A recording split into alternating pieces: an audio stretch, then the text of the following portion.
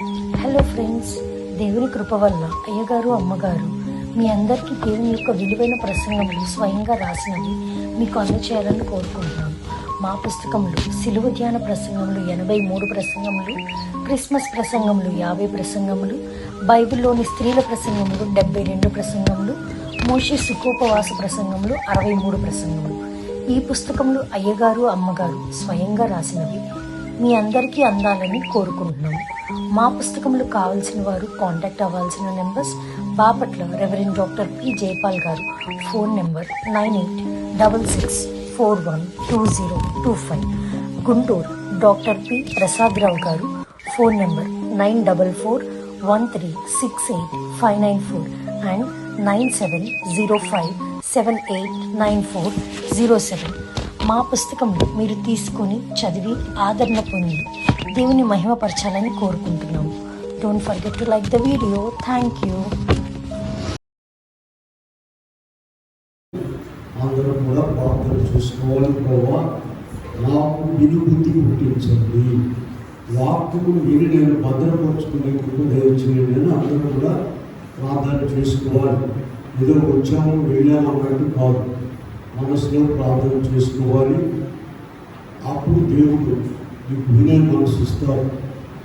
ప్రేమగల మాటలు నీకు ప్రేమించిన నీ బిడ్డలైన వారు మమ్మల్ని నీ ఆలయంలో చేర్చుకుంటండి. ఇదిగో ఇంతవరకు దైవజనులు మాకు ఇచ్చిన ఆరాధన కార్యక్రమం జరుపుకున్నాం ప్రభా. ఇప్పుడు నీ మాటను వెలుగుచున్నాం. ఈ దినం ఒక ప్రత్యేకమైన దినం ప్రభా. ఈ శరీర రక్తముల విందులు మేము పాల్గొనేటువంటి దినము కనుక ఆ మాటను మాకు వినిపించండి. మేము మాటను విని భద్రపరచుకునే కృప దయచేయమని మా కొరకు వరుడుగా వచ్చిన ఈ స్నామం నిన్ను వేడుకొని ప్రార్థిస్తున్నాము తండ్రి. ఆమేన్. కూర్చుందాం. ప్రభు సంస్కారము ప్రభు సంస్కారము నిన్ను పరుగెత్తుకొని రండి ప్రభువే మన విందు. ప్రభువు జగతికే సందుము పాపవ్యాధి మందు సదానందితి యకుడు సాసుస్తికం పొందు ప్రభు సంస్కారము విందు. ప్రభు సంస్కారము విందు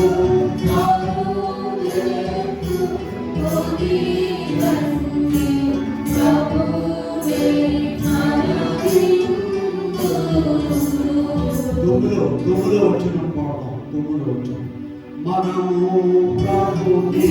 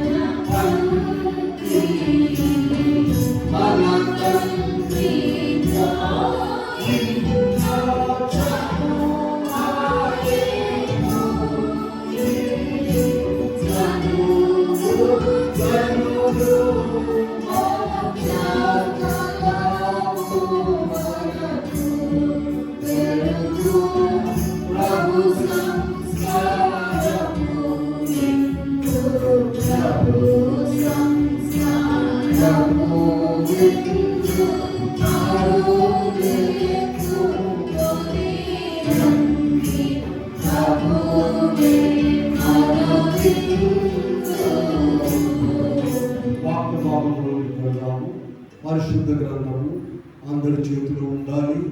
వాక్యం చెప్పేటప్పుడు గ్రంథం తీసి చూసుకోవాలి. ఊరికే వచ్చి కూర్చొని వెళితే ప్రయోజనం ఉండదు. మొదటి కొరింథీయులకు రాసిన పత్రిక 13వ అధ్యాయంలో ఇందాక ఆరాధనలో చదివిన వారు 27వ వచనం చదువుకుందాం. కాబట్టి ఎవడు అయోగ్యముగా ప్రభు యొక్క రొట్టె తినునో లేక ఆయన పాత్రలోనిది త్రాగును రాగును వాడు ప్రభు యొక్క శరీరమును గూర్చియు రక్తమును గూర్చియు అపరాధులకు చావు. ప్రియమైన దేవుని పిల్లలారా, ప్రభు నామమున కృపాసం అలా దేవుడు మీకు ಎಲ್ಲರಿಗೂ అనుగ్రహించుగా. ఆమేన్. క్రైస్తవమైన మనకు సర్వమానవాళికి దేవుడిచ్చిన ఆహార పదార్థాలు కాక ఆయన బిడ్డలైన వారికి ఒక ప్రత్యేకమైన ఆహార పదార్థాలు ఇచ్చారు. అదే ఆయన శరీర రక్తములు. మనిషి శరీర రక్తములు మనిషి ఎలా తింటారు? ఇది అర్థం కానటువంటి భాష. ఆయన దేవుడు, మనిషి. ఆయన శరీర రక్తములను ఆయన బిడ్డలకు ఇచ్చి ఉన్నారు. అందుకే ప్రభువు చెప్పారు, ఇది నా శరీరము.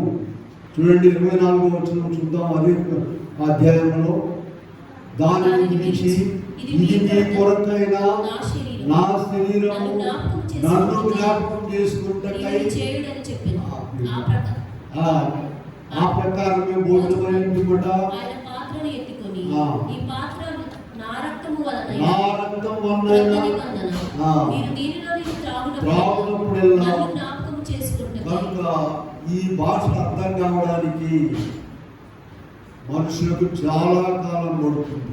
తెలుగులోనే రాస్తారు కానీ ఈ విషయం అర్థం కాక అనేక మంది ఆనాటి నుండి ఈనాటి వరకు గందరగోళంలో పడిపోయి మనకెందుకు లేని పక్కన పెట్టేశారు. అలా కాదండి. కనుక ఈ దినము ప్రభు వలలో పాల్గొనేటువంటి వారు కొంతమంది వచ్చేవారు, అందరూ కాదు. వారికి ఈ దినము ప్రభు మనకు వారికి చెప్పేటువంటి మాట ఏంటంటే, యోగ్యులముగా పాల్గొనాలి. ఆయన వలలో అయోగ్యులుగా పాల్గొనకూడదు, యోగ్యులముగా పాల్గొనాలి. చూడండి, లోకంలో ఏదైనా ఒక పని చేయాలంటే ఫలానా పనికి, ఫలానా ఉద్యోగానికి, ఫలానా వివాహానికి ఫలానా వాడు యోగ్యులు కావాలండి అని ఇస్తారు లిస్టు. ఈ ఉద్యోగానికి ఈయన యోగ్యుడు, ఇదిగో ఈయన ఒక ఆయన ఎంబీబీఎస్ చదివి డాక్టర్ అయ్యాడు, ఆయన వివాహం చేసుకోవడానికి పెళ్లి కుమార్తెకు ఈ యోగ్యతలు కావాలి. ఇలాగూ లోకంలో పనుల కొరకు అన్నిటికీ కూడా ఇలాగూ యోగ్యతలు ఏర్పరిచినప్పుడు ప్రభు ఏర్పాటు చేసినటువంటి శరీర రక్తములని ఆయన ఇందులో పాల్గొనుటకు ప్రత్యేకమైన యోగ్యతలు కావాలి. అయితే లోకంలో ఉన్న యోగ్యతలు అయితే కాస్త కష్టమైనయండి. ఎందుకని అవి మన వల్ల కాదనుకుంటాము. ప్రభు ఇచ్చే యోగ్యతలు తేలికగా ఉండేవి, అందరూ కూడా చేయి తగినవి ఇస్తారు. వాటిని కూడా వాడు చేయలేకపోతే మనం చేయగలిగింది ఏమీ లేదు. చూడండి, ఇక్కడ ఈ యోగ్యతలు 2 రకాలుగా ఉన్నాయండి. ఒకటి బాహ్యంగా కనబడేటువంటి యోగ్యతలు, రెండవది అంతరంగముగా కనబడే యోగ్యతలు. చాలా తేలికగా చదువు లేకపోయినా విని భద్రపరచుకోవచ్చు. యోగ్యత అనేది 2 రకాలు. దేనికంటే యోగ్యత? ప్రభు బలలో పాల్గొనడానికి, ఆయన శరీరత్వములు తీసుకోవడానికి 2 రకాల యోగ్యతలు కావాలని చెప్పాము. ఒకటి బాహ్యంగా కావలసిన యోగ్యతలు, రెండవది ఏంటమ్మా చెప్పండి, అంతరంగంలో కనబడకుండా ఉండే యోగ్యతలు. చూడండి, బాహ్యంగా కావాల్సిన యోగ్యతలు ఏంటంటే, ఒకటి బాప్తిసం తీసుకోవాలి. బాప్తిసం తీసుకున్నవారు మాత్రమే ప్రభు శరీర రక్తములు ఇందులో పాల్గొనండి, లేకపోతే పాల్గొనకూడదు అని చెప్తున్నాం. ఖండితంగా బాప్తిసం తీసుకోవాలి. రెండవ చూద్దాం, చూడండి, క్రమముగా మందిరానికి రావాలి. బాప్తిసం అనేటువంటిది ఏంటంటే, దైవజనులు గణపచ్చుడి దేవుని అనేటువంటి పాటలో చక్కగా రాస్తారు. మనం ఆయన బిడ్డలుగా ఉండడానికి, ఆయన కుమార్తెలుగా ఉండడానికి ఎంతో ధన్యత. అదొక సర్టిఫికేట్ అండి. ఎంఏ చదివిన వారికి, డాక్టరేట్ చేసిన వారికి ఎలా ఇస్తారో బాప్తిసం అనేటువంటిది అది గొప్ప పరలోకములో ఇచ్చే సర్టిఫికేటు. దానిని పెద్దగా ఆ దేవుళ్ళే పట్టించుకునేటువంటి వాళ్ళు ఉన్నారు. కనుక ఇక్కడ మనం చూసినట్లయితే బాప్తిసం మొదటిది. రెండవది క్రమముగా మందిరానికి రావాలి, మన ఇష్టమైనట్లుగా కాదండి. అంటే పనులను ఊళ్ళో పనులను మానుకోమంటారా మీరు? అలా కాదండి. ప్రభుకి అన్ని తెలుసు, అనాది కాలంలోనే 6 దినములు నీ ఇష్టమైన పనులు చేసుకో, 7వ దినము పరిశుద్ధమైనది విశ్రాంతి దినము. 7వ దినమున ఏం చెప్పారు? విశ్రాంతి దినం పరిశుద్ధంగా ఆచరించటకు జ్ఞాపకం ఉంచుకోను. మందిరానికి వచ్చి నీవు అప్పుడు నీవు చూడాలి. 127 కీర్తనలో ఇప్పుడు చెప్తుంటారు మీకు. 127:1 ఏముందంటే, మీరు వేకువనే లేచి చాలా రాత్రి అయిన తర్వాత పండుకొంచు వ్యర్థమే తన ప్రియులు. నేను బాగా పనిచేసుకునేవాళ్ళకు, క్రమంగా ఉండేవాళ్ళకు చాలా మందికి చెప్తాయా, ఆదివారం మందిరానికి వెళ్తున్నావా? లేదండి. వెళ్ళి చూడు. నువ్వు ఆదివారం నాడు ఎన్ని పనులైనా మానుకొని మందిరానికి వెళ్ళి చూడు, నీ జీవితం ఎలా ఉంటుందో. కనుక రెండవది బాహ్యంగా కనబడేటువంటి యోగ్యతలో రెండవది ఏం చెప్పండి? క్రమముగా మందిరానికి రావాలి, వాక్యం వినాలి, నేర్చుకోవాలి. మూడవది అనుదినము ప్రార్థన ద్వారా దేవునితో సహవాసము చేయాలి. ప్రతిదినం ఉండాలండి సహవాసము. మాకు తీరదండి, మేమేదో ఊళ్ళో అంతా ఎరగదీస్తున్నాం దేశం అంతా అనుకునే వాళ్ళు కూడా సాయంత్రానికి పడుకోవాలి, రెస్ట్ తీసుకోవాలి. దేవుడు రాత్రికాలం ఇచ్చిందెందుకు? విశ్రాంతి కొరకు. నీవు పడుకునే ముందు, లేచే ముందు ప్రార్థన చేసుకో, అన్ని విషయాలు ప్రభువుకి చెప్పుకో. అలాగూ ప్రభువుతో ప్రతిదినము సహవాసము చేయాలి. ప్రభువే స్వయముగా లూకాసు వార్త 18:1 ఏం చెప్పారు? బైబిల్ తీయకుండా చెప్పండి. విసుగక నిత్యము ప్రార్థన చేయమన్నారు. కనుక మూడవది ఏం చెప్పామమ్మా? అనుదినము ప్రార్థన ద్వారా దేవునితో సహవాసం కలిగి ఉండాలి. తర్వాత నాలుగవది దేవుని సంఘ పరిచర్యలో పాలు కలిగి ఉండాలి. వచ్చాము వెళ్ళామన్నట్టు కాదండి. చూడండి, ఇంటికి చుట్టాలు వస్తారు కదా, ఒక కార్యక్రమం ఉన్నప్పుడు బంధువులైన వాళ్ళు ఏం చేస్తారమ్మా? కూర్చొని వెళ్ళరు కుర్చీల్లో. వాళ్ళు ఏదో పని చేస్తారు, శుభ్రపరుస్తారు, భోజనాలు వాళ్ళకి తగిన పరిచర్య కుటుంబంలో చేస్తారు. బాగా పనిచేస్తారు. కొంతమంది బాగా పనిచేసే వాళ్ళని చూసిన వాళ్ళు ఏమంటారంటే, అమ్మ ఈమె ఆ ఇంటి వాళ్ళకి ఏమైందమ్మా, ఈమె ఎరగదీసుకుంటుంది, భలే పని చేస్తుంది పొద్దు నుంచి అంటారు.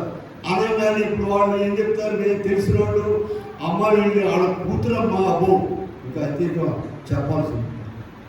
మనం కూడా దేవుని మందిరంలో ఆయన కుమారులు కుమార్తెలుగా ఉండాలంటే ఏం చేయాలమ్మా? వెళ్తున్నాం, అంత అయిపోయింది, అక్కడ ఏదో కాగితమో తాగేసిన ప్లాస్టిక్ గ్లాసు కనపడింది, మనకెందుకు వెళ్ళేవాళ్ళు బయట వాళ్ళు. కుమారులు కుమార్తెలు ఏం చేస్తారు? అది తీసి శుభ్రపరిచేస్తారు. కనుక ఇక్కడ దేవుని సంఘ పరిచర్యలో బాధ్యత కలిగి పాలు కలిగి ఉండాలి. తర్వాత అంశం ప్రభు సంస్కార భోజన విషయమై పరిజ్ఞానం ఉండాలి. అసలు ఎందుకు ఇది ఇస్తున్నారు, దీని అర్థం ఏంటి, దీని వాక్యాలు ఎక్కడున్నాయి? వీళ్ళారా యోహాను సువార్త 6వ అధ్యాయము మీరు సంస్కారం రోజున బాగా చదువుకొని రావాలి. యోహాను సువార్త 6వ అధ్యాయంలో ప్రభు గొప్ప ప్రసంగం చేశారు ప్రభు సంస్కార విందుల గురించి. అదంతా కూడా నీవు చదువుకొని నీకు అవగాహన ఉండాలి, అప్పుడే నీకు యోగ్యత ఉంటుంది. అంతేకాకుండా మనం ఇంకొక చివరి మాట ఏంటంటే, ఎంతకాలం ప్రభు యొక్క శరీరత్వము తీసుకున్నప్పుడు మనకు ఆయన స్వరూపం రావాలి, ఆయన లక్షణాలు రావాలి. ఎందుకు ఆయన శరీరత్వాలు మనకి ఇస్తున్నారంటే, మనము ఆయన రూపంలోకి రావాలి. ఆయన ముట్టుకొని ఇప్పుడే పాడాం మనం ఆయనను ముట్టుకునేటువంటి విందు, ఆయన మనలను ముట్టుకునేటువంటి విందు. ప్రభువును ముట్టుకున్న వారు స్వస్థత పొందారండి. అంటుకున్నవారు ప్రభు అంగీలో వస్త్రాల్లో స్వస్థత ఉన్నది, ప్రభు ముమ్మిలో కూడా స్వస్థత ప్రభు బట్టల్లో స్వస్థత ఉన్నది, ప్రభు మాటలో స్వస్థత ఉన్నది, ప్రభు చూపులో ఆయనలో మొత్తం స్వస్థతే. కనుక అలాగూ దీనిని మనం ఈ సహవాసాన్ని పరలోకం వరకు తీసుకువెళ్ళాలి. ఇవన్నీ కూడా ఏంటంటే బాహ్యంగా మనం చేయగలిగినటువంటి యోగ్యతలండి. చూడండి, అంతరంగంలో ఉండవలసిన యోగ్యతలు కొన్ని చెప్పుకుందాం. అంతరంగంలో కలిగి ఉండవలసిన యోగ్యతలు ఏంటంటే, ఒకటి, ప్రభు శరీర రక్తముల విషయమై ఆకలి ఉండాలి. నీకు ఊళ్ళో తినే ఆహారం మీద ఆకలి వస్తుంది కదండి. అబ్బో పొద్దున్న నుంచి ఏం తినలేదండి, మధ్యాహ్నం అయిపోయింది, సాయంత్రం అన్నం తినలేదండి, ఆకలి ఉందా లేదా? ఉన్నది. ఆకలి మండిపోతుందని కూడా అంటారు. ఇక అది జ్ఞాపకం చేసుకున్నామంటే ఏమి తినలేదని ఇంకా ఎక్కువ ఆకలి అయిపోతుంది. ఇప్పుడు ప్రభు శరీర రక్తముల విషయమై నీకు ఆకలి ఉన్నదా? ఆ నెలలో ఒకసారి ఇస్తున్నారండి. ఆ రోజు పని చేసింది, సాతాను పెట్టింది, ఆ ఎడపతి వెళ్ళిపోదండి. ఇప్పుడు ఆ ప్రాంతానికి వెళ్ళినోళ్ళు, దేవుడు అంటే లెక్కలేని వాళ్ళు, వాళ్ళగా మన చుట్టూ ఉండేది, మన చుట్టాలందరూ రాలే కదమ్మా. ఆ ఏదంటే ఒక పూట వెళ్ళిపోతే పద. ప్రభు సంస్కారం ఇందు రోజులు కూడా మందిరానికి ఎగ్గొట్టే వాళ్ళు ఉన్నారండి. ఎంత విచారకరమైన విషయం.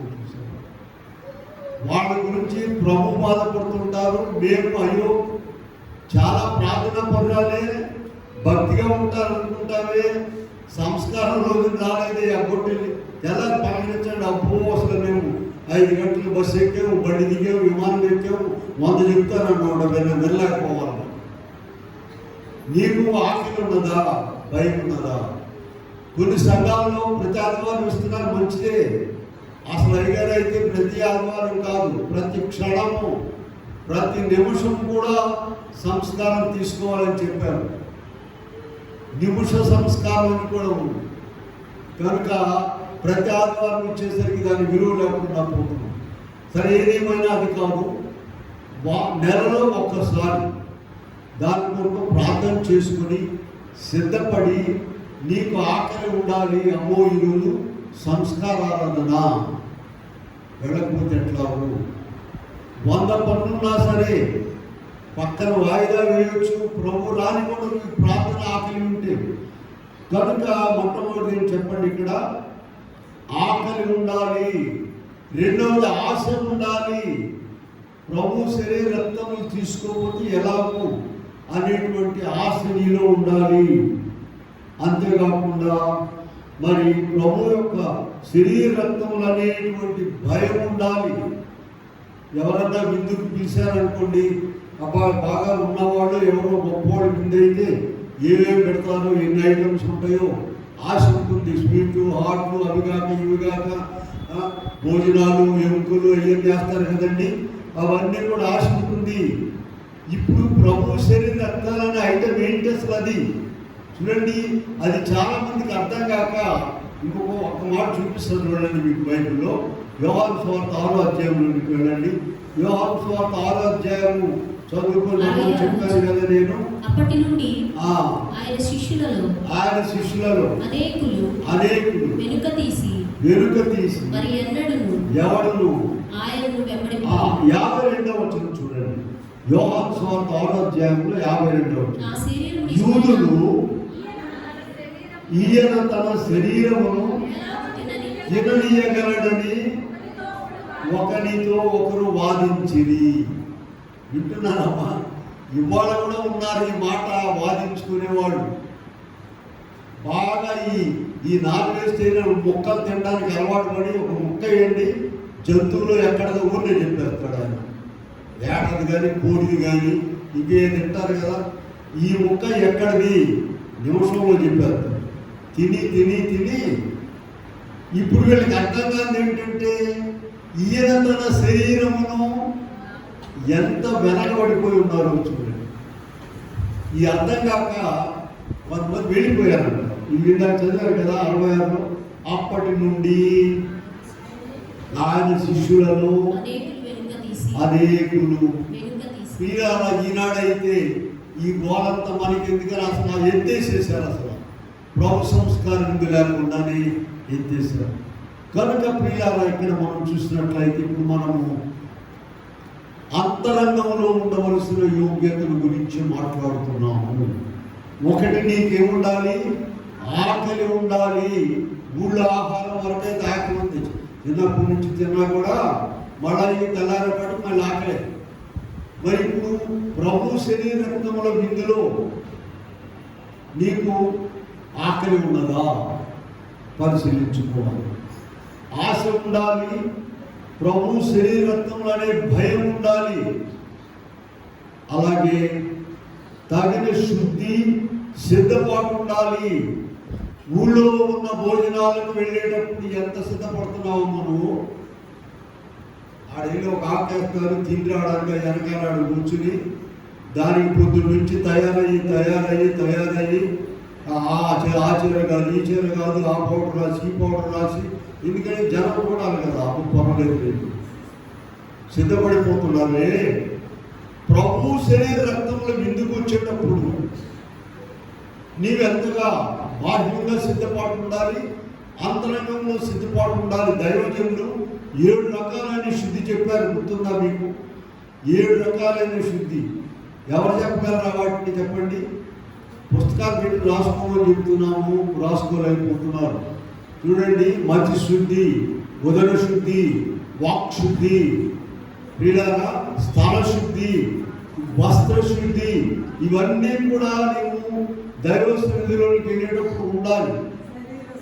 అలాగే శరీర శుద్ధి, పాదశుద్ధి, పాదం చివరిదిగా పాదశుద్ధి.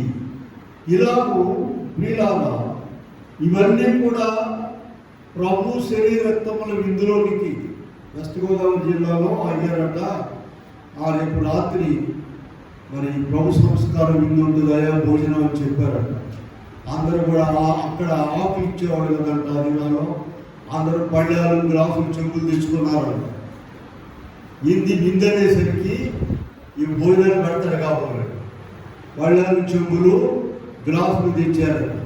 వీళ్ళారా వాటి కంటే విలువైనది ఈ సంస్కార విందు నీ మనసులో ఉండాలి. అది కనుక ఇప్పుడు ఊళ్ళో విందుకు ఎలా నువ్వు సిద్ధపడి వెళ్తున్నావో పొద్దు నుంచి సాయంత్రం దాకా, ఈ విందుకు వచ్చేటప్పుడు ఏం చేయాలి? వింటున్నారమ్మా? నీవు బాహ్యంగా సిద్ధపడాలి, అంతరంగంలో కూడా నీకు సిద్ధపాటు ఉండాలి. అంతేకాకుండా ఇక్కడ ప్రభువే స్వయముగా నాకు అందిస్తున్నారు, పాదిరి గారు కాదు. ఇప్పుడు మనం ఏం మాట్లాడుతున్నాము? అంతరంగములో బలయోధకు వచ్చే వారికి ఉండవలసినటువంటి లక్షణాలను గురించి మాట్లాడుతున్నాము, యోగ్యతలను గురించి. ఎవరిచ్చేది ఇక్కడ చెప్పండి? ఇందాక మనం పాడాము, ప్రభు మనలను ముట్టుకునేటువంటిది విందు, ఆయన మనలను ముట్టుకునేటువంటి ఎంత గొప్ప సంగతి. కనుక ఆ భావము నీలో ఉండాలి. ప్రభువే స్వయముగా వడ్డిస్తున్నారు. పాపాత్ములందరికీ ప్రభువే స్వయముగా భక్తి భోజనము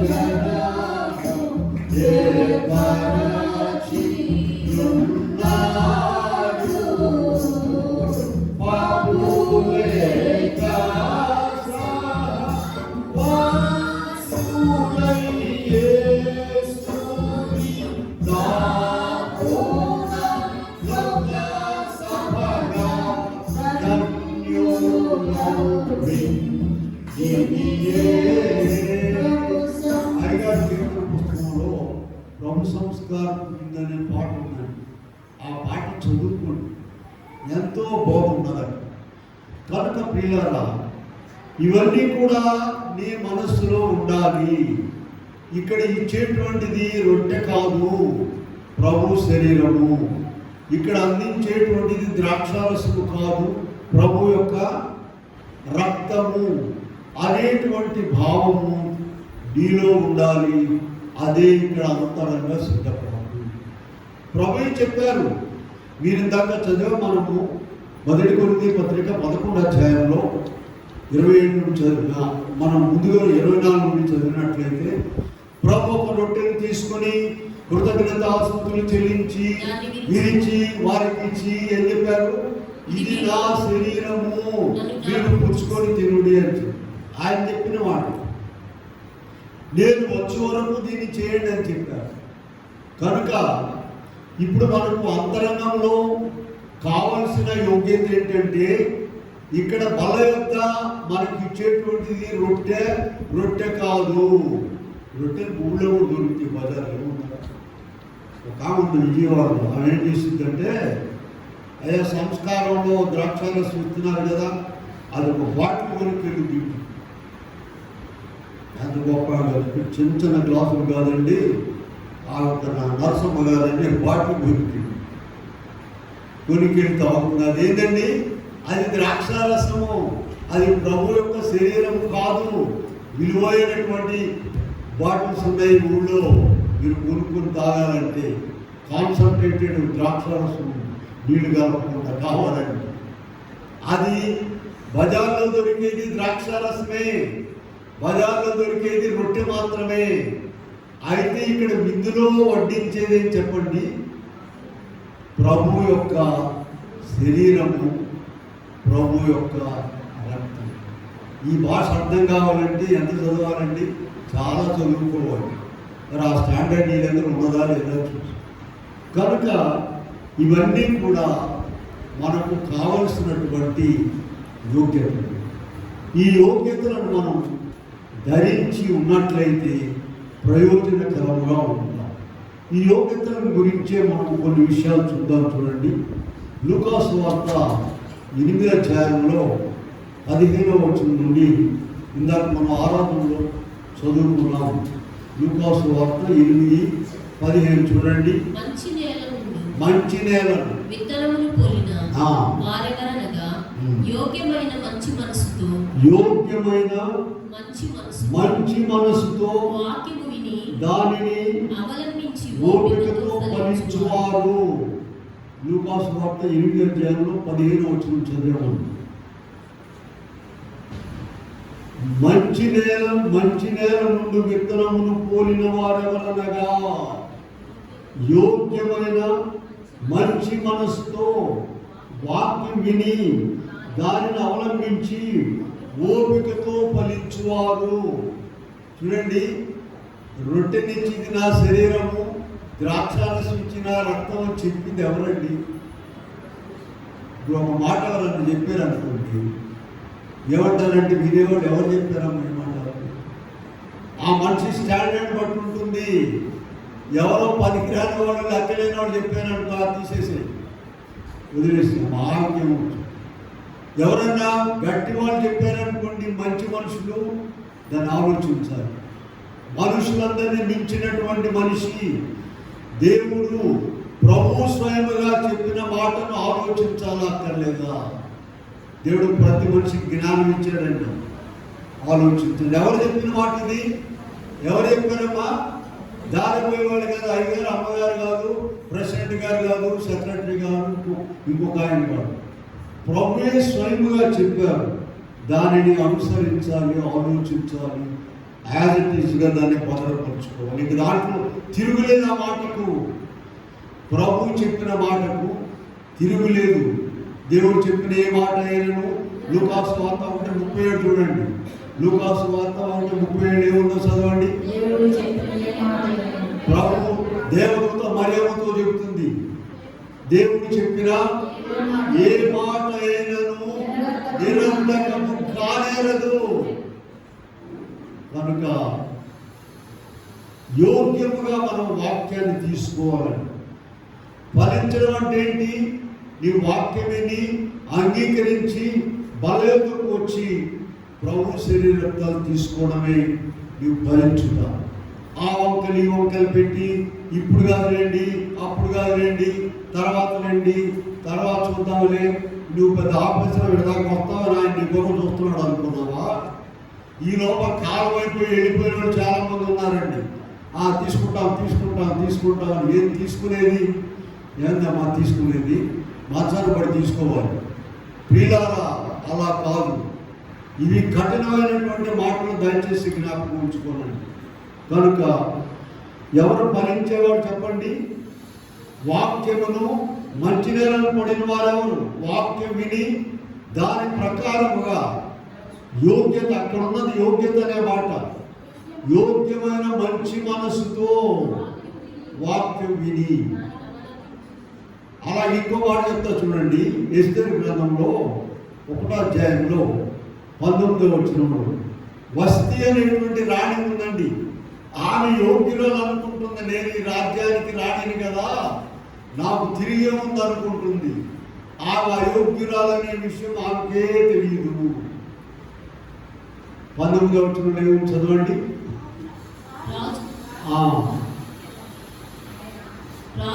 ఆమె సౌందర్యవతి. చూడండి, సరే తర్వాత చూడండి ఆ వాక్య భాగం. వస్తీ అనేటువంటి రాణి ఉన్నది, ఆమె సౌందర్యవతి. ఎస్తేరు ఉన్నది, ఆమె కూడా సౌందర్యవతి. ఇప్పుడు రాణిగా ఎవరున్నారు ప్రస్తుతం? వస్తీ అనేటువంటి ఆమె రాణిగా ఉన్నది. అయితే రాజుగారు చెప్పిన మాట వినలేదు. రాజుగారు సభలోకి రమ్మన్నారు. ఈమె యొక్క అందం మెరిసిపోతుందని ప్రజలకు చూపించాలని రమ్మన్నాడు. నేను రాను. ఆమె యోగ్యురాలైనా ప్రభు చెప్పిన మాట, దేవుడు చెప్పిన మాట వినకపోతే వెంటనే ఆ రాజుగారికి ఒక అలవాటు ఉందంటాడు. ఆ శాస్త్రవేత్తలు గొప్పవాడి జ్ఞానం కలిగిన వాళ్ళందరూ మీటింగ్ పెట్టి ఏం చేద్దామని చెప్పండి. వాళ్ళు బాగా ఘాటుగా జవాబు ఇచ్చారు. మీరు అందులో చూసినట్లయితే, బాబు రాణిగారు రాజుగారి మాట వెళ్ళలేదంటే ఇక లోకంలో ఉన్న ఆడవాళ్ళందరూ కూడా వాళ్ళ భర్తల ముఖం మీద తిడతారు. వాళ్ళు చెప్పిన మాట ఏంటో ఇది చాలా డ్యామేజింగ్, కనుక ఈమె రాణిని తీసి పడేసాము. ఎంత గొప్ప సలహా ఇచ్చారో చూడండి. రాజుగారి మాట రాణి వెళ్ళలేదంటే ఇక ఊళ్ళో రాజ్యంలో ఉన్న వాళ్ళందరూ కూడా ఆడవాళ్ళు మగవాళ్ళని లెక్క చేయరు. కనుక ఏందే పరిష్కారం ఈ ఉద్దేశం. రాజుగారికి చాలా సంతోషమైంది. కనుక ఇప్పుడు ఒక యోగ్యురాలైనటువంటి ఆమెను తీసుకురావాలయ్యా రాణి అన్నారు. ఎవరు వచ్చారండి యోగ్యురాలుగా చెప్పండి? ఇస్తే ఆ పేరు మీదే పుస్తకం ఉందండి. వీళ్ళారా ఇక్కడ మనం నేర్చుకోవాల్సింది ఏంటంటే, దయచేసి వినండి. కనీసం మిగతా వాళ్ళకి పట్టకపోయినా వాళ్ళ దగ్గరికి వచ్చే వాళ్ళకన్నా పట్టాలిగా. నేను యోగ్యుడను, నాకు తెలుసు అని అనుకుంటున్నావేమో నీవు. ఈ క్వాలిఫికేషన్స్ అని నీకు ఉన్నాయో లేవో చూస్తున్నావు. రోజు వాక్యంతో సహవాసం చేయాలి ప్రభుతో. వాక్యజాలం ఎప్పుడు చేయమన్నారమ్మా? కీర్తన గ్రంథం 1వ అధ్యాయం 2వ వచనంలో యెహోవా ధర్మశాస్త్రం నందు. అసలు ఒక రోజులో బైబిల్ తెలుస్తున్నావా నువ్వు? అసలు మాకేడ తెలుస్తుంది అమ్మా, మాకేడ తెలుస్తుంది. కొంతమంది ఉన్నారు ఆదివారం మాత్రమే వస్తారు. ఈ మధ్యలో నీకు ₹1,00,000 ఇచ్చిన రాదు, అసలు 40 దినాలు రారు, ఏమి రాదు. ఆదివారం కూడా ఏం పని లేకపోతే వస్తారు ఊళ్ళో. ఇటువంటి వాళ్ళు దేవునికి ఇష్టమైన వారా, దేవుని సన్నిధిలో ఉన్నవారా? ఆలోచించండి. వాక్యం ఎప్పుడు చదవమన్నారమ్మా? ప్రార్థన ఎప్పుడు చేయమన్నారు?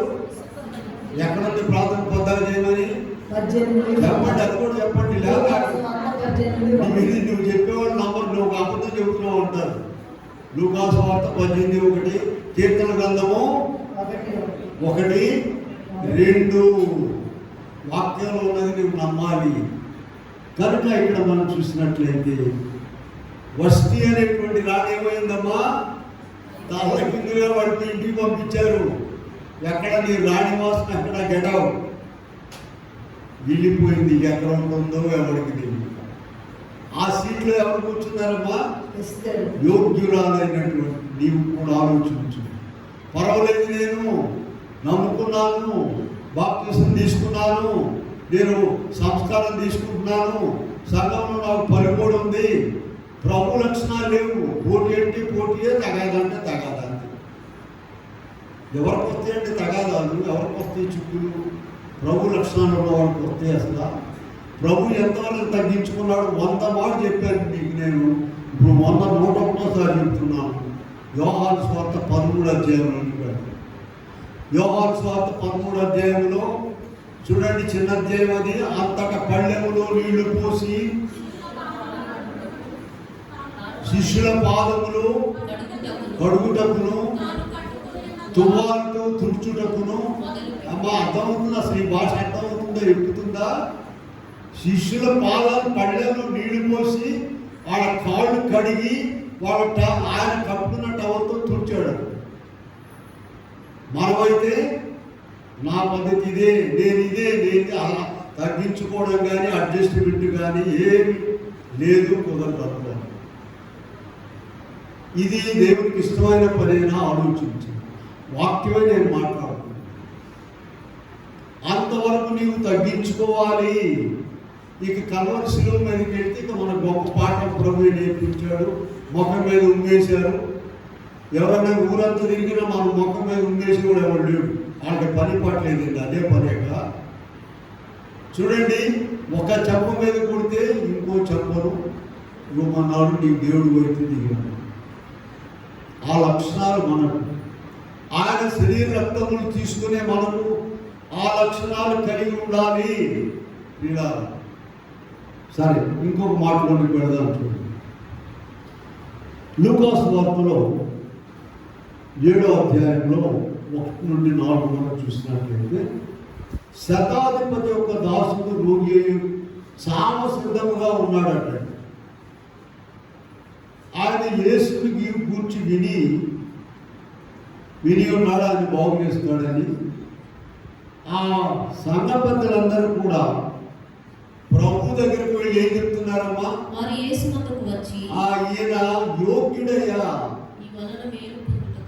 చూసారా, ప్రజలందరూ కూడా సపోర్ట్ చేయాలి, ప్రభువుకి చెప్పాలి. ప్రార్థన చేస్తుంటామమ్మా, అందరూ కూడా ప్రార్థన. అమ్మగారు తెల్లారు 3 గంటలు లేచి ప్రతి మనిషిని వదిలిపెట్టారు, అందరి గురించి ప్రార్థన చేసినప్పుడు ఏం చెప్పాలి? అయ్యా యోగ్యురాలయ్యా, సహాయం చేయండి అయ్యా అని చెప్పాలి.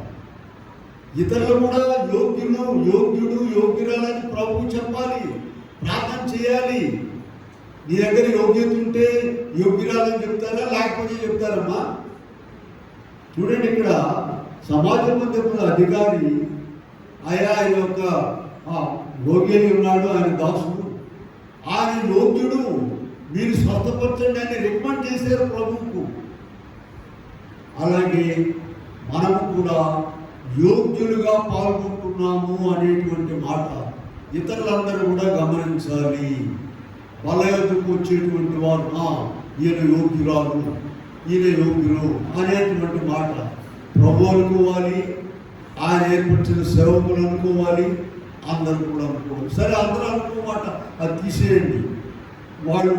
వాళ్ళకున్న పరిస్థితులను బట్టి ఒప్పుకోరు, వాళ్ళని తీసేయండి. కానీ ప్రభువు ఆయన ఏర్పరిచిన సేవకులు యోగ్యతను గుర్తించాలి, ప్రభువుకి చెప్పాలి. కనుక ఇలాగ మనము ప్రభు సన్నిధిలో చూడండి, యోహాను గారి దగ్గరికి వెళ్దాము. యోహాను సువార్త 1వ అధ్యాయం 27వ వచనంలో యోహాను గారు గొప్ప సర్వోన్నతుని యొక్క ప్రవక్త. ఆయన ప్రభువుకు ముందుగా నడిచినటువంటి వాడు, గొప్ప ప్రవక్త. ఆ యూదులందరూ కూడా యోర్దాను దగ్గరకు వస్తే బాప్తిసం తీసుకోవడానికి తిట్టిపోశాడు. సర్ప సంతానమా అని తిట్టాడు. ఎవరే మాట్లాడు అసలు ఆయన. అంత పవర్ఫుల్ ప్రవక్త యోహాను గారు. ఆయన ఒక మాట చెబుతున్నాడు అక్కడ. చూడండి, 27వ వచనంలో, యోహాను సువార్త 1:27లో, నేను నీళ్లలో బాప్తిస్మిచ్చుచున్నాను, నా వెనుక వచ్చుచున్నవాడు ఈ మధ్య ఉన్నాడు, మీరు ఆయన ఎరుగరు. ఆయన చెప్పుల వారు విప్పుటకైనను నేను యోగ్యుడను కానని వారితో చెప్పాను. చూసారా, ఆయన అంత గొప్ప ప్రవక్త, రోషం కలిగిన వాడు. ఇంకెంత గొప్పవాడంటే యేసు ప్రభు బాప్తిసం ఇచ్చాడు. ఎవరికమ్మా? యేసు ప్రభు. ఆయన ఏం చెప్తున్నాడు? ఆయన చెప్పుల వారు ఇదిగో ఇలాగ నువ్వు తగ్గించుకోవడం ద్వారా ఈ యోగ్యత బయటపడుతుంది. ప్రభు సన్నిధిలో అన్ని విషయాల్లో నీవెంతవరకు తగ్గించుకున్నావో ప్రభు దగ్గర లెక్క ఉన్నది. ఆ తగ్గింపు లేకుండా మనం నడిపించాలని అసలు తగ్గించుకున్నాడని చెప్పే కదా యోహాను సువార్త 13వ అధ్యాయంలో. ఇంకంతకన్నా మనం ఎంతవరకు తగ్గించుకోవాలి? కనుక అలాగూ మనము తగ్గించుకోవాలి. ప్రభువు మెచ్చుకునేవాడే. 2 కొరింథీ పత్రికలోకి వెళ్ళండి, 10వ అధ్యాయంలో 18వ వచనం చదవండి. 2 కొరింథీ ప్రభువు మెచ్చుకునేవాడే యోగ్యుడు గాని, ప్రభువు మెచ్చుకునేవాడే యోగ్యుడు గాని, తన్ను తానే మెచ్చుకునేవాడు యోగ్యుడు. నీ పేపర్ నువ్వే దిద్దుకుని మార్కులు వేసుకోవడం కాదండి పిల్లారా. పరీక్ష పేపర్లు ఎవరి పేపర్ వాళ్ళకి ఇచ్చారనుకోండి, మార్కులు వేయండి అమ్మని. ఏం వేస్తారమ్మా? 95, 99 ఎవరంతా వేసుకోవాలి. అట్లా కాదు పిల్లారా. ఈ పేపర్ వాల్యుయేషన్ జరుగుతుంది కదండి కాలేజీలో. నన్ను సబ్జెక్ట్ ఎక్స్పర్ట్గా వేసేవాడు. సబ్జెక్టులో అలాగూ ప్రభుత్వం దాన్ని బాగా నేర్చుకున్నాం. సరే వెళితే నేను ఆ క్యాంప్లో ఎవరెక్కడికైనా వెళ్ళి పేపర్ చూస్తాను. ఆ ఒక పేపర్ ఇవ్వమంటే గడగడ ఉనికిపోతుంటారు. నేను క్యాంప్ నుండి బయట కూడా పంపించగలను. కొంతమంది లేడీస్కి బలే కోపం నేనండి. ఎందుకంటే మాట్లాడుకుంటా రైట్లు వీటి మార్చి ఏమో 2 నిర్ణయం చేయాలి. చేపలు ఎప్పుడు తెచ్చారు వీడేమో రైట్లు కొడతా మ్యాక్సిమం ఎన్నో ఉన్నాయి సుమారుగా 20 మార్కులు ప్రశ్న ఉందనుకో, 20కి 20 చేయకూడదుగా. అందుకని ఈ నిర్ణయం 2 రైట్లు కొడతా 10 లేకపోతే 8 ఇటువంటి పేపర్లు పట్టుకునేవాడు. ఎందుకమ్మా వచ్చేది కానీ ఎవరు కూడా నేను డిబార్ చేయలేదు, పంపించలేదు. కానీ వాళ్ళని తప్పు తెలుసుకోవాలి మనము. వీళ్ళారా, ఊళ్ళో ఉన్న పరిస్థితులన్నిటికంటే చాలా ప్రాముఖ్యమైనది దైవ సన్నిధి. ఇది ఊరికి నేను తేరకుండా అనుకోవాకండి. ఇక్కడ ఎవరేమంటలేదు, మన సూచన చేస్తే అయ్యగారు అమ్మగారు ఏం మాట్లాడలేదు అనుకోవాకండి. అయ్యగారు అమ్మగారు చెప్పుకుంటారు, ఆడపోయి లెక్క చెప్పుకుంటారు. తెల్లవారుజాము లేచి అయ్యా ఇవి చూడే ఆమె చూడే అంటే ఆయన చెప్తాము. చాలా ప్రమాదం జరుగుతుంది, గుర్తుపెట్టుకోండి. మేమే ఊరికినే ఉన్నాం అనుకోవాలి. కనుక ప్రియమైన వాళ్ళారా, ఇక్కడ యోహాను గారు యేసు ప్రభువుకు బాప్తిస్మం ఇచ్చిన ఏమంటున్నాడమ్మా? ఆయన నా వెనక వచ్చేవాడు నాకంటే గొప్పవాడు, ఆయన చెప్పుల వారు. మన సంగతి నేను చెప్పండి. మనమేం చెప్పాలా? ఆ యోహాను గారి మాటకు మనమేం చెప్పాలమ్మా?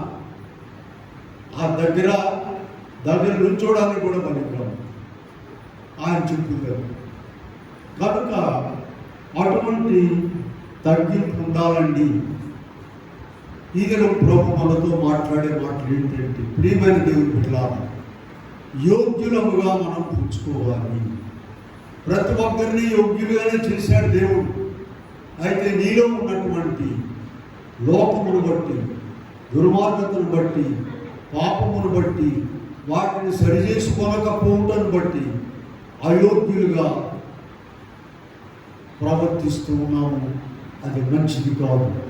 అయోగ్యులుగా ఉన్నట్లయితే జరిగేది ఏందో ప్రమాదం ఒకసారి చదువుకొని మనం ముగించుకున్నాం. బైబిల్ ఉన్న వారందరూ తీయండి.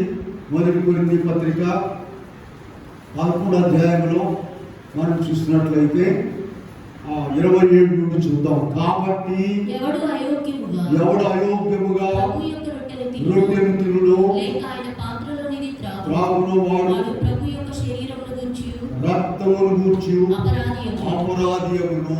లెక్క లేకుండా ప్రభు మందిరంలోకి వచ్చి ప్రభు బలలో పాల్గొనకూడదు, లెక్క లేకుండా. కాబట్టి 28వ వచనం, ప్రతి మనుషుడు తను తాను పరీక్షించుకొనవలెను, చేసి ఆ రొట్టెను తిని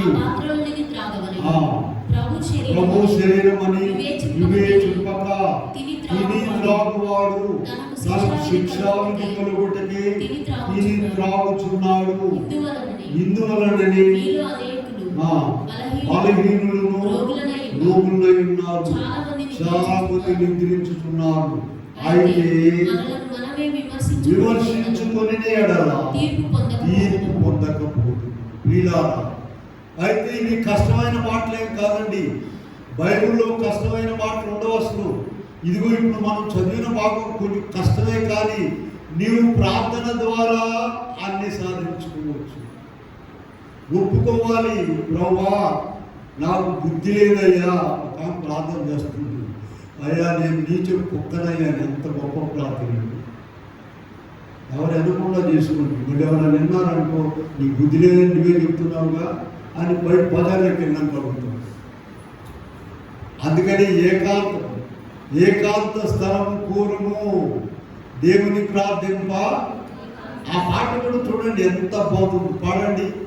ఏకాంత స్థలము కోరుము, దేవుని ప్రార్థింప. ఏకాంత స్థలము చేరుము, ఏకాంత స్థలము చేరి మోకాళ్ళ మీద నుండి లోకాసనాలు మదిని త్రాకుండా చూచుకొనుము. ఏకాంత స్థలము కోరుము, దేవుని ప్రార్థింప. ఏకాంత స్థలము చేరుము. ఏకాంత స్థలములో ప్రభువుతో అన్ని విషయాలు, అయ్యా నా తప్పు క్షమించండి అని ఎన్ని చెప్పినా కూడా, ఎన్ని సంవత్సరాలైనా కూడా మనదే తప్పు. నాది అసలు ఒక్క రైట్ కూడా లేదు. కనుక ఇలా అందుకే మనము ఏకాంత ప్రార్థన గురించి చెప్పేది. ఒక్కొక్కరు ఏమంటారంటే, అయ్యా ఎవరు తోడు లేరయ్యా, అందుకని ప్రార్థన చేసుకోలేదు. తింటామో ఎవరు తోడు అక్కర్లా, ఒక్క మనిషే ఉంది ఇంట్లో. ఏం కావాలో కొత్త కూడా తింటుంటారు, ఎవరు లేరు. అయ్యా 2 రోజుల నుంచి ఎవరు లేరయ్యా, ఇంట్లో ఒక్కదాన్నే ఉన్నాను, తిట్టలేదా అనేవాళ్ళు ఉన్నారమ్మా. కొత్తగా ఎగ్స్ తెప్పించుకొని 2 గుడ్లు వేసుకొని ఆమ్లెట్లు అందరూ ఉంటే ఒకటి. అమ్మా ఇంకేం తినొచ్చు. భక్తులు ఉండే వరకు ఏం చెప్తుందంటే, అయ్యా తోడు లేరు, ఎవరు ప్రార్థన చేసుకున్నారు, తింటానికి అక్కర్లా తోడు. అందుకని అయ్యగారు ఏం రాస్తారంటే, ఏకాంతస్తులు ఒక్కడిగా వెళ్ళు, ప్రభుతో అన్ని చెప్పుకో. ఎన్ని విషయాలైనా చెప్పుకోవచ్చా, నీ భర్తతో, నీ ఇంట్లో వారితో, నీకు ముఖ్యమైన వారితో చెప్పుకోలేని కూడా ఆయనకు ఎంత గొప్ప ప్రేమ కలిగిన వాడు. ఇలా అలాగూ మనం అలవాటు చేసుకోవాలి. చాలాసార్లు మీకు చెప్పాను, మనుషులు ఏం చేస్తారంటే వినేవాడు కనపడంగానే వాళ్ళకి ఇంట్లో విషయాలన్నీ చెప్తుంటారు, అన్నీ చెప్తూ ఉంటారు. వాళ్ళకి అదొక తృప్తి. అది మానేసి ఇప్పుడు ఏం చేయాలి, ప్రభువుకు చెప్పుకునేటువంటి విషయం రావాలి. ఒక ఆవిడట వివాహం అయిన తర్వాత ఆయన భర్త లేదు కనుక పాపం తాగి కొడతా ఉన్నాడట. అందరూ చెప్పేసి సంఘం ఇంకెవరైనా మిగిలిన కూడా ఒక్కళ్ళమ్మ ఇట్లా మా ఆయన సంగతి తెలుసా, తాగించుకోవడం. మొత్తం అందరూ అయిపోయింది కదండి. పోదా ఇక ప్రార్థనలు చేస్తున్నారు సంఘం అంతా. ఈయన కూడా మంచి ప్రార్థన పడాలి, బాగా ప్రార్థన చేసుకున్నది. పిల్లారా ప్రభావం మార్చేసాడు, ఆయన ఇప్పుడు లేదు, ఇక గత చరిత్ర జీవితం లేదు. కానీ ఈమె ఏం చేసింది, వాళ్ళందరూ కూడా జుట్టు చేతికి ఇచ్చింది. వాడు కోపడుతున్నమ్మ పాపం నేను కొడుతున్నాడమ్మ, ఇంకా చెప్పాం 10 ఏళ్ల క్రితం చెప్పాం, ఒత్తుకున్నాం, మంచోడు అయ్యాడమ్మా, ప్రార్థన చేస్తున్నాడని చెప్పి ఇవాళ ఏమడుగుతుంది, కొడుతున్నాడమ్మ, తాగొస్తున్నాడమ్మ. తాగట్లేదురా బాబు అని 10 సంవత్సరాల నుంచి చెప్పాం.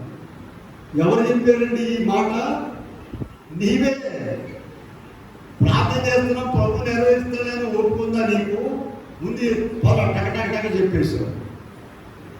వీళ్ళ నిజం గడప దాటేసరికి అబద్ధం ఊరంతా తిరిగి వచ్చిందండి.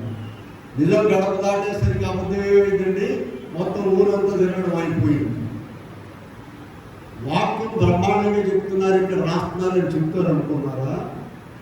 అమ్మగారికి ఒకసారి వాక్యం చెప్తే పడిపోయారు. దావనంలో వెళ్ళిపోయిందండి. మినిస్టర్ల ఫోన్లు ఏమంటారంటే హాట్ లైన్ అంటారండి. వాడు ఫోన్ ఎంతగానో రావాలి, మనకులాగా నువ్వు అవి చేయబాకండి ఈ చేయబాకండి సోని అంత చెప్పేదాకా ఉండేవాడు. హాట్ లైన్లో ఎవరెవరో ఎట్లా ఉందండి అమ్మగారికి ఎట్లా ఉందండి, ఎంత స్పీడ్ అయిపోయింది చూడండి. వీళ్ళ ఏ వార్త బాగుంది చెప్పండి? ఇప్పుడు దేవుని వాక్యం బాగుందా, ఇది బాగుందా? దేవుని వాక్యం లేవుందండి బాబు నుంచి విని సప్పుపడిపోయింది. ఎందుకని నువ్వు సప్పుపడిపోయి ఉన్నావు కదా, వాక్యం కూడా సప్పుపడిపోయింది. కనుక ప్రియులారా, ఇప్పుడు ఎక్కడో చదువుతున్నాం మనం చెప్పండి. మనలను మనమే పరిశీలించుకోవాలి. మొదటి కొరింథీ పత్రికలో 11వ అధ్యాయంలో 27 నుండి 31 వరకు 6 కూడా చదివాం. కనుక మనము యోగ్యముగా పాల్గొనాలి, అయోగ్యముగా పాల్గొనకూడదు. యోగ్యముగా మనకు కావలసిన లక్షణాలు ఉన్నాయా లేవా పరిశీలించుకోవాలి. అయితే యోగ్యత వస్తుంది, ఎలా వస్తుంది? ప్రార్థన ద్వారా. ప్రతిదినము మొరపెట్టుకోవాలి. ఎలా ప్రార్థన చేయాలో ప్రభు చెప్పారండి. లూకాసు వార్త 18, లూకాసు వార్త ఇంకోటి ఎక్కడ చెప్పండి, 11వ అధ్యాయంలో 5 నుండి అలాగూ బ్రతిమాలి, రాత్రి పగలు బ్రతిమాలుకోవాలి ప్రభు. అప్పుడు దేవుడు మనకు తెలియకుండానే మనలను యోగ్యులుగా చేస్తాడు. మనకు తెలియకుండానే మనల్ని భక్తిపరులుగా చేస్తారు. మనకు తెలియకుండానే మనల్ని మంచివారుగా చేస్తారు. మనం ఆయన స్వరూపం, ఆయన లక్ష్యాలు మనకి ఇచ్చారు. గట్టి కృపాదేవుడు మనకెల్లరూ అనుగ్రహించునుగా. ప్రార్థన చేద్దాం. ప్రార్థన. ప్రేమ దయగలదేవా, ఇదిగో నీ బలయోధుడు సమీపింపబోచున్నాము. మమ్మల్ని అందరినీ కూడా ఇదిగో ఈ నీ మాటల ద్వారా యోగ్యులుగా తీర్చిదిద్దుకుని ఏ స్నామమును పెట్టుకొని ప్రార్థిస్తున్నాము. ఆమేన్.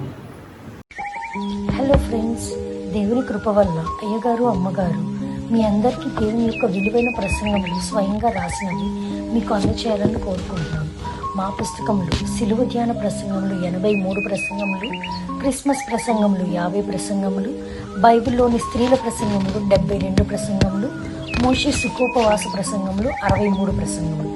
ఈ పుస్తకములు అయ్యగారు అమ్మగారు స్వయంగా రాసినవి మీ అందరికీ అందాలని కోరుకుంటున్నాము.